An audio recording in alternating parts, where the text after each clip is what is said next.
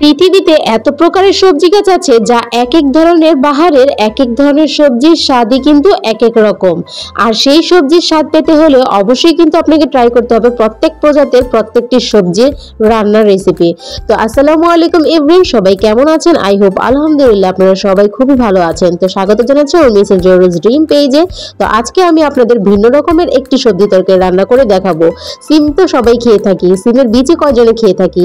সিমের বিচিতে কিন্তু প্রচুর পরিমাণে উপকারী জিনিস আছে যেটা না খেলে আমরা কখনোই বুঝবো না। এটা খেতে যেমন স্বাদ তেমনি কিন্তু শরীরের অনেক ক্ষেত্রেই এটা খুব ভালো গুণগুণ বজায় রেখে থাকে। আপনারা অনেকেই সিমের বিচিটা যখন খান তখন কিন্তু সিমের বিচিটা রেখে আপনি সংরক্ষণ করে করে খেতে পারেন।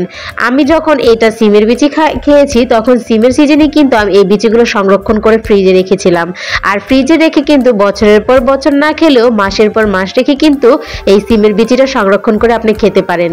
তো সিমের বিচি রান্না করার জন্য আমি প্রথমে সিমের বিচিগুলো আগে ভালো করে খোসাটা ছাড়িয়ে নিয়েছি।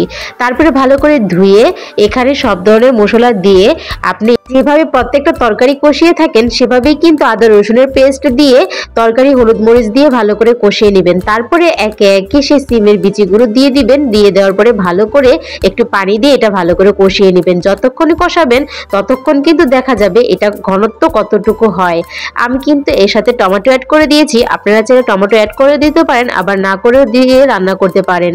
আর সিমের বিচি খেতে কিন্তু অনেক স্বাদ লাগে আর এটা রান্না কিন্তু খুব সহজ। আর সিমের বিচি কিন্তু শরীরের রক্তের যে সুগার সেটা নিয়ন্ত্রণ রাখে। আর সবসময় কিন্তু একটা জিনিস চিন্তা করবেন, প্রত্যেকটা সবজি কিন্তু কেমন আমরা জানি না। আর পৃথিবীতে এত এত সবজির সমারোহ, সেই সবজি থেকে কোনটা খেতে যে কেমন এটাও কিন্তু আমরা টেস্ট না করে জানতে পারি না। তাই প্রত্যেকটা তরকারি রান্না করার সময় কিন্তু আর প্রত্যেকটা সবজি খাওয়ার সময় কিন্তু সেটা অবশ্যই আগে টেস্ট করে নেবেন যে কি তরকারি আপনি রান্না করছেন আর সেটা খেতে বা কেমনই হতে পারে। তো আমার এখানে সেই তরকারির সিমের বিচিগুলো অনেকটা সিদ্ধ হয়ে এসেছে। এর মধ্যে আমি পরিমাণ মতো পানি দিয়ে দিব। পানি দিব এমন ভাবে যতটুকু পরিমাণে আমি ঝোল রাখবো তার থেকে একটু বেশি, কারণ সিমের বিচিগুলো সিদ্ধ হয়ে আসার পরও যাতে একটু ঘন আকৃতির হয় সেই জন্য কিন্তু আমি ঘন ঘন রাখবো। এই জন্য ভালো করে একটু পানি দিয়ে ভালো করে আরো কয়েক মিনিট জাল করে নিচ্ছি। তো এখানে জাল দিতে দিতে অনেকটা কিন্তু প্রায় এটার ঘনত্ব এসে পড়েছে। তারপর এর মধ্যে আমি আমার সেই ভেজে রাখা মাছগুলো দিয়ে দিয়েছি এবং ফ্রোজেন করা ধনেপাতাও আমি দিয়ে দিয়েছি। তারপরে একটু এক্সট্রা ফ্লেভার আসার জন্য আমি কিন্তু এখানে জিরার গুঁড়োও দিয়ে দিয়েছি পরিমাণ মতো।